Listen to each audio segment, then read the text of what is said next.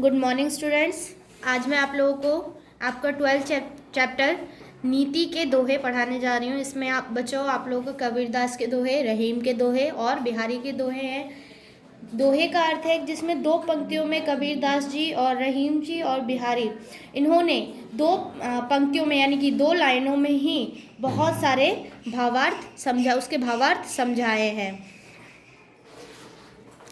दो पंक्तियों में उन्होंने भक्ति व नीति के रस उड़ेल दिए हैं।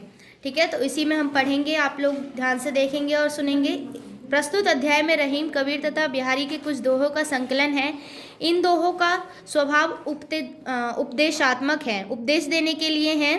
हिंदी साहित्य में कबीर, रहीम व बिहारी के दोहों का विशिष्ट स्थान है। उन्होंने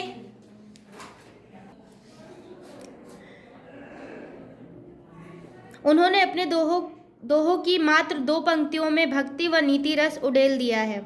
इस रस से तृप्त पाठक के मन में भी उनकी प्रत्येक बात एक विशेष स्थान बना लेती है। इसका मतलब यह है कि बच्चों कि इन्होंने दो पंक्तियों में ही बहुत सारी बातें समझाई हैं। जो पाठक यानी कि जो पढ़ने वाला है वो भी इन बातों को, इस उपदेश को समझता है। ठीक है, मैं पढ़ने जा रही हूँ। सबसे पहला चार पंक्ति है, कबीरदास जी के दोहे हैं। ठीक है, चार दोहे। यहू ऐसा संसार है जैसा सैबल फूल, दिन दस के व्यवहार को झूठे रंगी ना भूल। इस दोहे का यह अर्थ है, इस दोहे द्वारा कबीरदास जी यह समझाने का प्रयास कर रहे हैं बच्चों कि जिस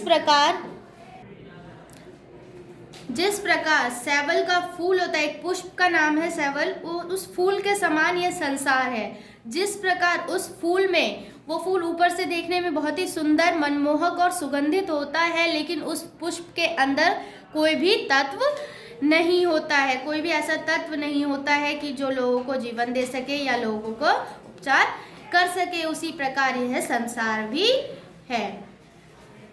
जब मैं था तब हरि नहीं, अब हरि है मैं नहीं, सब अंधियारा मिटी गया जब दीपक देखा माही।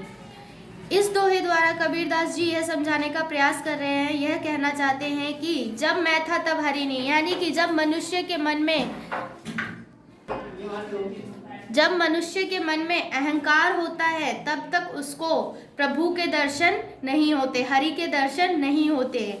जब तक उसके मन से अहंकार समाप्त हो जाता है, जब मनुष्य के मन से अहंकार समाप्त हो जाता है, तभी उसको परमात्मा के, प्रभु के दर्शन होते हैं। क्योंकि प्रेम में दैत्य भाव कभी नहीं रह सकता है।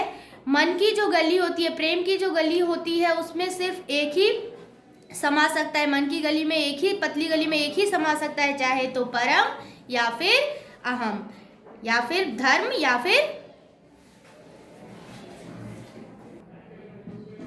या फिर अहम। ठीक है, क्योंकि जब तक मनुष्य के मन से अहंकार समाप्त नहीं होगा तब तक मनुष्य के मन में प्रभु नहीं बसेंगे, परमात्मा नहीं बसेंगे और उसे परमात्मा का साक्षात्कार नहीं होगा।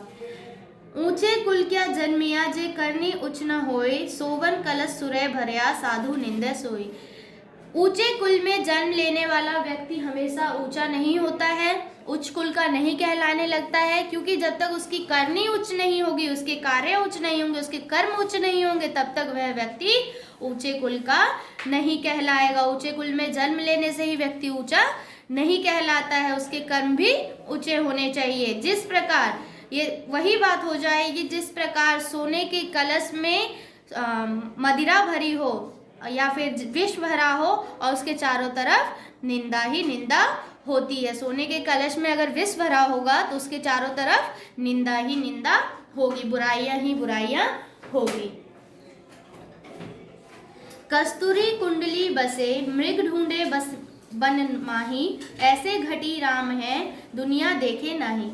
कस्तूरी एक ऐसे पदार्थ का नाम है बच्चों जो मृग यानी कि हिरन की नाभि में पाया जाता है। बहुत ही सुगंधित पदार्थ होता है वो, जिसके लिए हिरन उसकी सुगंध को लेकर वो उसको पूरे वन में भटकता रहता है, ढूंढता रहता है कि ये सुगंध कहाँ से आ रही है, और इससे वह अनजान होता है कि ये सुगंध उसकी नाभि से ही आ रही है।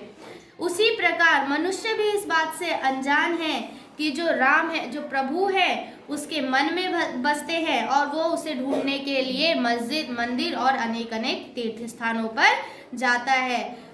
जो परमात्मा है वो मनुष्य के मन में बसता है, जिससे मनुष्य भी अनजान है। ठीक है, तो आज मैंने आप लोगों को एक कबीरदास जी के दोहे समझाए हैं। नेक्स्ट डे मैं आप लोगों को रहीम और बिहारी के दोहे समझाऊंगी। तब तक आप लोग इस दोहों को अच्छे से समझेंगे, इसका भावार्थ समझेंगे, और जो नहीं समझ आता है वो डाउट क्लियर करेंगे मैसेज करके। Okay, thank you.